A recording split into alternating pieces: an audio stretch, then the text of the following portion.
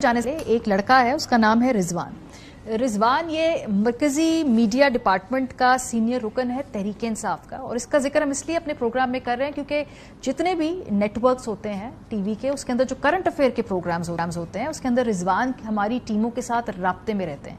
अगर हमें तहरीक इंसाफ के किसी गेस्ट को बुलाना हो तो हम रिजवान को बोलते हैं, हमारे टीम मेंबर उनसे राब्ता करते हैं और रिजवान हमें बताते हैं कि कौन सा गेस्ट किस प्रोग्राम के लिए कितने बजे अवेलेबल होगा।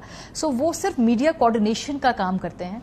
2 दिन पहले जब सुबह 11 बजे अपने घर से निकल रहे थे, घर का दरवाज़ा खोला तो किसी ने आकर नामालूम अफराद ने उनको और उनके भाई दोनों को वहाँ से उठा लिया है। छोटे छोटे बच्चे हैं रिजवान के, वो मीडिया की कोऑर्डिनेशन का काम करता है बतौर मीडिया प्रोफेशनल जिनका बड़ा राब्ता रहता है इन मीडिया कोऑर्डिनेटिंग टीम से। ये हमारी जिम्मेदारी है कि हम रिजवान के लिए आवाज़ उठाइए, और ये ओवरऑल बाकी सियासी जमातों के लिए भी है, बाकी मीडिया प्रोफेशनल्स के का काम भी है कि भाई इस तरह के टेक्निकल लोग जो बेज़रर से हैं अगर उनको उठा लिया जाएगा, जिनका सिर्फ काम ये है कि कोऑर्डिनेशन करना, तो फिर मुल्क पहले ही किधर जा रहा है और कि कितना हमने इसको धकेलना है एक अबिस के अंदर। सो उम्मीद करते हैं कि रिजवान वापस आए, उनकी 2 छोटी बेटियां हैं और जो ट्रॉमेटिक एक्सपीरियंस है वो फैमिली गुजर रही है।